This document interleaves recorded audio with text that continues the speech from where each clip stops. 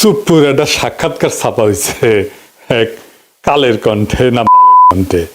ওখানে সুপু মেলা cow cow করিছে, কান্নাকাটি করিছে, কয়টা ইন্টারেস্টিং কথা কইছে, আমি সেইখান থেকে পড়ে শোনাই। আমি নির্দ্বিধায় বলতে পারি ওই কঠিন সময়েও বিএনপির শীর্ষ নেতৃত্ব আমার পাশে ছিলেন। তারা তখনও সংবিধানের ধারাবাহিকতা অক্ষুণ্ণ রাখার বিষয়টি আমার কাছে স্পষ্ট ভাষায় ব্যক্ত করেছেন।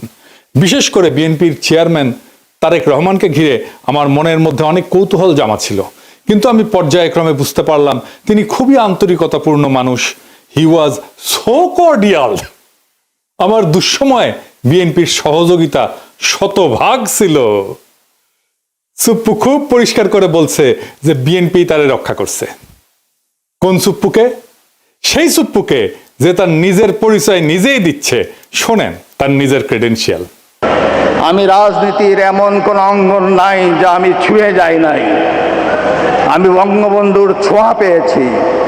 আমি আমার জীবদ্দশায় পরপর 6 বার বঙ্গবন্ধুর দেখা পেয়েছি। বঙ্গবন্ধু আমাকে নাম ধরে ডেকেছেন, এই চুপ্পু তুই এদিক আয়, এই চুপ্পু তুই মাঠে আয়। আমি বঙ্গবন্ধুর 6 দফার ভাষণ শুনেছি। আব্দুর রব বগামিয়ার বাড়িতে আমি গিয়েছি, আমার প্রতিবেশী। ওখানে আমি দুপুরে ভাত খেয়েছি বঙ্গবন্ধুর সাথে। শুনিছেন কি বিশাল ক্রেডেনশিয়াল? মানে কার সাথে কই ভাত খেয়েছে সেটাও তার বড় যোগ্যতা। সোহরাওয়ার্দীর বডিগার্ড তারে কয়বার সুপ্পুকে ডাকছে সেটা তার বড় যোগ্যতা। তো এইটি শেষ না, তারে কেন কাঁঠাল রানী পছন্দ করতো, কেন দয়া করতো, সেটা তার মুখ থেকে শুনেন। সে যে ছাত্রলীগ করতো সেটাও শুনেন। আমি যখন বঙ্গবন্ধুকে উপস্থাপন করেছি, স্বাধীনতার যুদ্ধকে উপস্থাপন করেছি আমার বক্তৃতায় জজদের সম্মুখে, তখন উনি আমাকে জিজ্ঞেস করেছিলেন, তুমি কি রাজনীতি আপনি কি রাজনীতি করতেন? আমি বললাম, জি মাননীয় প্রধানমন্ত্রী, আমি ছাত্রলীগ করতাম। তখন তিনি একটি নাম উচ্চারণ করে আমাকে বলছিলেন, সে তোমার সিনিয়র? আমি তখন বললাম, মাননীয় প্রধানমন্ত্রী, সে আমার 10 বছরের জুনিয়র। উনি যাকে সিনিয়র লিডার মনে করতেন তারও আমি 10 বছরের সিনিয়র। এটা শুনে উনি অনেকটা আমার প্রতি তার দয়ার সাগর হাত বাড়িয়ে দিলেন। শুনেছেন?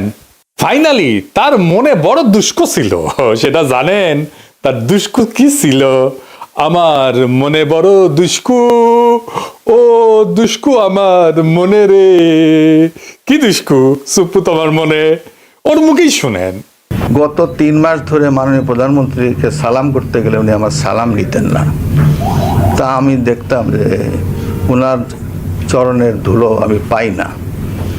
আমার মিশ্র প্রতিক্রিয়া হচ্ছিল যে উনি কেন আমার সালাম নেন না, না থাক থাক বলে। কিন্তু সেই সময় যে ওনার মনের মধ্যে রাষ্ট্রপতি হিসাবে আমার নাম গ্রথিত হয়ে গেছে, এবং সেজন্যই যে উনি আমার সালাম নেওয়াটা বিব্রতকর মনে করতেন, এটা তো পরে বুঝলাম। আগে তো বুঝতাম উনি আমার পর বিরক্ত। শুনেছেন তার দুষ্কু কেন কাঁঠাল রানী তারে পায়ের ধুলে নিতে দেয় না? এই কিসিমের একটা মানুষের রাখার জন্য বিএনপির কি আকুলতা ব্যাকুলতা। আমি যখন কইতাম সুপ্পু ওয়াকার আর বিএনপি বরাবর হয়ে গেছে, তার প্রমাণ পাইলেন তো। সুপ্পুর কপালে যে দুষ্কু আছে এটা আমি কলে 2023 সালে ওই প্রেসিডেন্ট হওয়ার টাইমে কইছিলাম। শুনেন, হাসিনা নিজেও জানে সে নির্বাচনের সময় ক্ষমতায় থাকতেছে না, তাই তার একখান হিসু করে প্যান্ট না ভিজানো প্রেসিডেন্ট দরকার। সেজন্যই সুপ্পু। তাই সুপ্পু না সুপ্পু হইল প্রেসিডেন্ট, কিছু আসে যায় না। এই সুপ্পু যতই অনুগত হোক, একটা ফেয়ার নির্বাচনের পরে নেক্সট সরকার প্রথম যে অধিবেশনে বসবে সেই অধিবেশনে যে বক্তৃতা দেবে না সুপ্পু, সেটার আইন অনুসারে বিজয়ী দল যেভাবে লিখে দেবে সেভাবে পড়তে সুপ্পু বাধ্য হবে। তারপরে কিন্তু বিজয়ী দল ইমপিচ করতে পারবে। সুপ্পুরে ইমপিচ করার মতো মেলা জিনিস আছে কিন্তু বিরোধী দলের হাতে। সুপ্পুর কপালে আগের দুঃখ আছে, হাসিনা বুঝবে আয়রে কি শখ কইরা আমি বানাইছিলাম প্রেসিডেন্ট, সে এখন আমার গালি দিতেছে সংসদে দাঁড়ায়। তা আজ দেখলাম খুব হাসতেছে সুপ্পু। আইসা নাও, পরে কান্দিবা, যত হাসি তত কান্না, কইয়া গেছে রামসন্না। শুনিছেন? ঠিকই গুনে গুনে 3 বছর আগে কইছিলাম কলে মিলিল এবার। এখন দেখা যাক বিএনপি কি ড্রাফট করে দেয় তার বক্তৃতার খেয়াল রাখেন। বিএনপি কলে করার চেষ্টা করবে বক্তৃতা ড্রাফট সুপ্পু নিজে করিছে, আমরা কিছু কই নাই, নিজে ড্রাফট করে না আইন অনুসারে প্রেসিডেন্ট। আগে জানায় রাখলাম জুলাই বিপ্লব নিয়ে কি বলে সুপ্পু, জুলাই সনদ নিয়ে কি বলে, হাসিনার ফ্যাসিবাদ নিয়ে কি বলে, গুমখুন নিয়ে কি বলে, হাসিনার বিচার নিয়ে কি বলে, এগুলো খেয়াল রাখবেন, কারণ ওইটা ড্রাফট করে দেবে বিএনপি নিজে, তারেক রহমান ওটা অ্যাপ্রুভ করবে। এটা মাথায় রাখেন সুপ্পু কি বলে সেটাই বিএনপির কথা। সুপ্পু এটা চোর, ঘুষখোর, অর্থ পাচারকারী, দাগী অপরাধী এবং মিথ্যাবাদী। জেনে বুঝে বলতেছি, ওই তো দুবাইয়ের রেসিডেন্ট, জানেন না?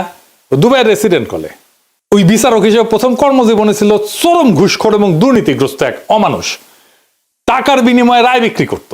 তার দ্বিতীয় কর্মকর্তা হচ্ছে দুদকে যোগ দেওয়ার পরে দুর্নীতির মামলা এবং অভিযোগ ফয়সলা করত অর্থের বিনিময়ে, টাকা পয়সার বিনিময়ে। এ প্রসঙ্গে আবার পরে আসবো। আর তৃতীয় কর্মস্থল হচ্ছে এস আলমের দখলকৃত ইসলামী ব্যাংকের ভাইস চেয়ারম্যান ছিল, দেশের ব্যাংকিং সেক্টরে লুটপাটের শীর্ষ সহযোগী ছিল সে। খুনি হাসিনার ফ্যাসিস্ট দুঃশাসনের এই নরাধমের চতুর্থ অপরাধ কর্মের জায়গা হয়ে উঠছিল দেশের রাষ্ট্রপতির শাসন। তো এই যে মিথ্যাবাদী, এটা চরম মিথ্যাবাদী, এটা দেখাই দেবো, আচ্ছা দেখাই দিয়ে। এই যে সাক্ষাৎকার দিচ্ছে না, এটা কি কইছে দেখেন। এই যে দেশের বিভিন্ন জাতীয় গুরুত্বপূর্ণ দিবসগুলোতে রাষ্ট্রীয় ক্রোড়পত্র প্রকাশিত হয়, সেখানে রাষ্ট্রপতির ছবি ও বাণী দেওয়া বন্ধ করে দেয় অন্তর্বর্তী সরকার। ক্রোড়পত্র ঠিকই প্রকাশিত হয়, তাতে আমার বাণী দেয় না। আপনারা খোঁজ নিয়ে দেখেন গত 1.5 বছরে আমার কোনো বাণী গেছে কি না। আচ্ছা আপনারাই দেখেন, আপনারা দেখেন কত বড় মিথ্যাবাদী। গত বছর স্বাধীনতা দিবসে ওর বাণী দেখেছেন, এই যে বিজয় দিবস ক্রোড়পত্র ওর বাণী দেখেছেন, 5ই আগস্ট জুলাই অভ্যুত্থান দিবসেও তার বাণী ছাপা হয়েছে দেখেছেন, কেমন ডাহা মিথ্যা কথা বলে দেখেছেন।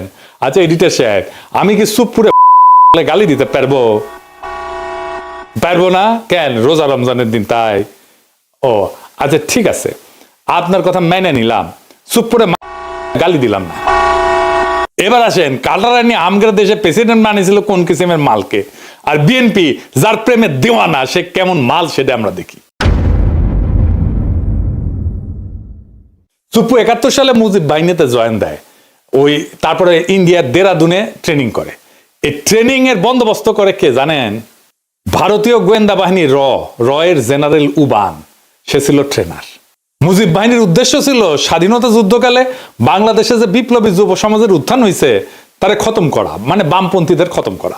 এই উদ্দেশ্যে স্বাধীনতার পর রক্ষী বাহিনী গঠন করা হয় এবং তারা কিন্তু 30,000 যুবককে হত্যা করে সেই সময় মুজিবের আমলে, শহীদ বডিগার্ডের আমলে।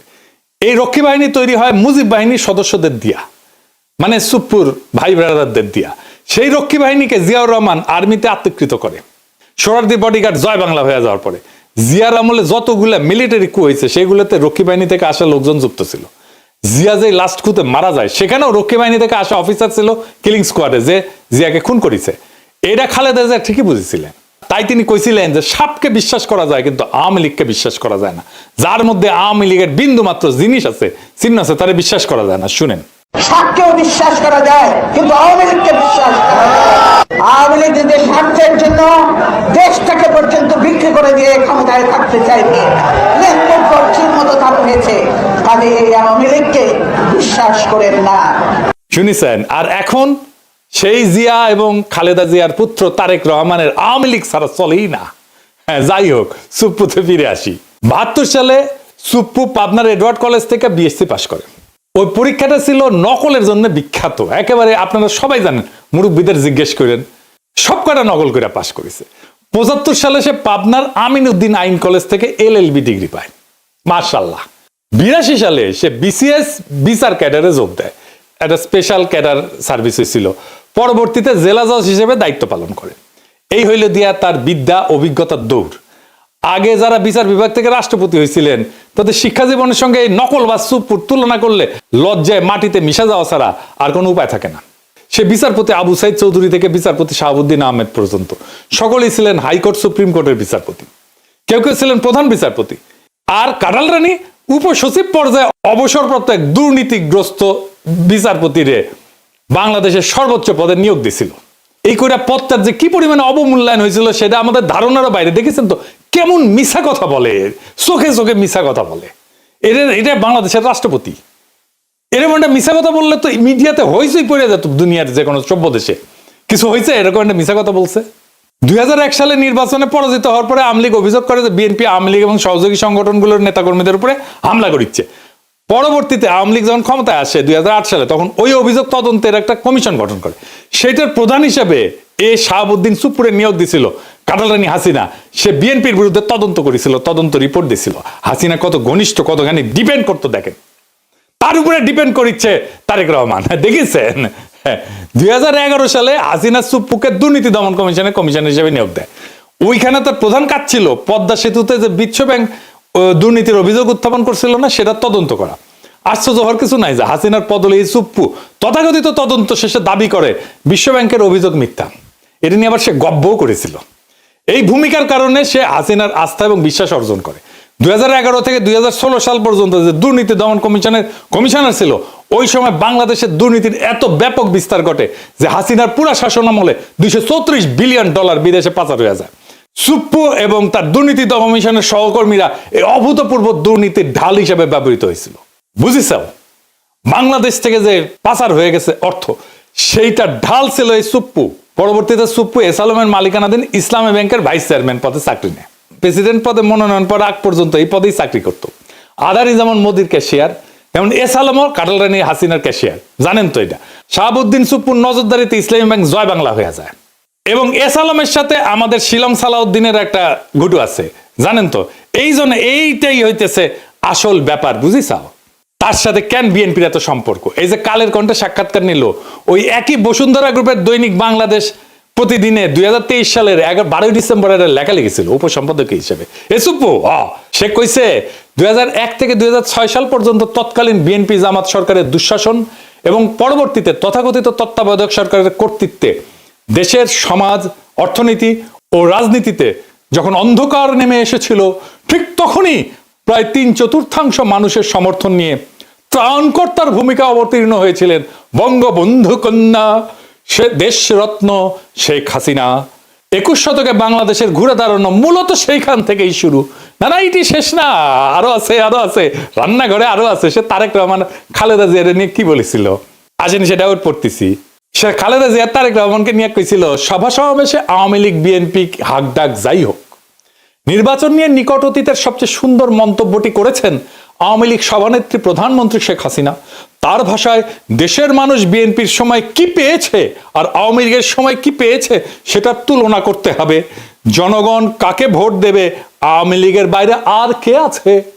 কারা, কেন, কি কারণে, কোন সুখের স্বপ্নে, কোন আশায় বিএনপিকে ভোট দেবে? ভোটের হিসাব নিকাশ যদি বাদও দেওয়া হয় এবং বিএনপি দ্বাদশ জাতীয় সংসদ নির্বাচনে অংশও নেয়, তাহলে তাদের দলের প্রতিনিধিত্ব করবেন কে? একদিকে একজন এতিমের টাকা আত্মসাৎ করে দুর্নীতির দায়ে সাজাপ্রাপ্ত, মানে খালেদা জিয়ার কথা কইছে, অন্যজন 21শে আগস্ট গ্রেনেড হামলা, 10 ট্রাক অস্ত্র মামলার সাজাপ্রাপ্ত আসামি হয়ে দেশান্তরে। সম্প্রতি তার বিরুদ্ধে গ্রেপ্তারি পরোয়ানাও জারি হয়েছে। দেখিস কি প্রেম! তারেক রহমান তো প্রেমের দেওয়ানা সুপ্পুর, কিন্তু সুপ্পুর কেমন প্রেম সেটা দেখিস। বড় প্রেম তো কাছেও টানে না, দূরেও ঠেলিয়া দেয়। এই সুপ্পুরের নিয়ে প্রেম কেন বিএনপির এত? জুমে আমি তারেক রহমানকে বলছিলাম যে সরাসরি আপনারা তো সুপ্পুকে ডিফেন্ড করতেছেন, কেন করতেছেন? তো উনি বলছিলেন, দেখেন দাদা, উনি আমার দাদা বলেই ডাকতেন, আপনি যেমন দেশে ফিরতে চান, আমিও ফিরতে চাই, আমার মেয়েটাও দেশে ফিরতে চায়, ও ছোটবেলায় চলে আসছে। প্রেসিডেন্ট অপসারিত হলে আমার সেই দেশে ফেরাটা ঝুঁকিতে পড়বে।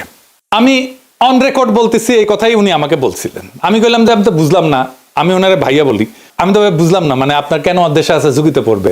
তাই আবারও জিজ্ঞেস করলাম যে আমি যখন বুঝলাম না দেশে ফেরাটা কেন ঝুঁকিতে পড়বে, উনি বললেন যে বিস্তারিত বলবো না দাদা, কিন্তু আমি কনভিন্স যে এটাতে সমস্যা হবে। তো সমস্যাটা কি? সমস্যা হচ্ছে যে দেশ বদলায় যাইতেছিল, দেশটাকে আগের অবস্থায় ফিরাই নিতে হবে। সেই আগের বন্দোবস্তে দেশ সেই আগের বন্দোবস্তে ফিরে যাইতেছে। আওয়ামী লীগের অফিস খুলতেছে, ইনকিলাব আজাদি, এই সমস্ত শব্দ নিয়ে বিএনপির নেতা মধ্যে চুলকানি শুরু হয়েছে। ফুন্দের আলো দিল্লি স্টার আবার আগের চেয়ারে ফিরে এসেছে, এমনকি তারা লেখাচাপা দিতেছে ইনকিলাব আজাদি কেন আমাদের বলা উচিত না এই নিয়ে।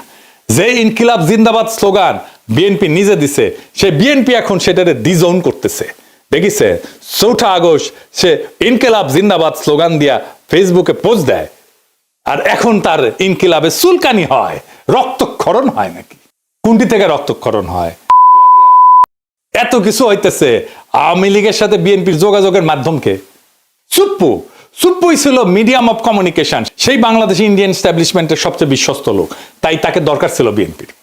বাংলাদেশে মুজিব বাহিনী হইতেছে ইন্ডিয়ার সবচেয়ে বড় স্ট্র্যাটেজিক অ্যাসেট। সুপ্পু মুজিব বাহিনীর সদস্য হিসেবে ইন্ডিয়ার সবচেয়ে বড় স্ট্র্যাটেজিক অ্যাসেট, এবং তার মাধ্যমে এই সমস্ত ঘুটু হয়েছে। কারণ একটাই, সেই পুরনো বন্দোবস্ত, পুরনো লুটপাটের জামানা আবার ফিরে আসতেছে।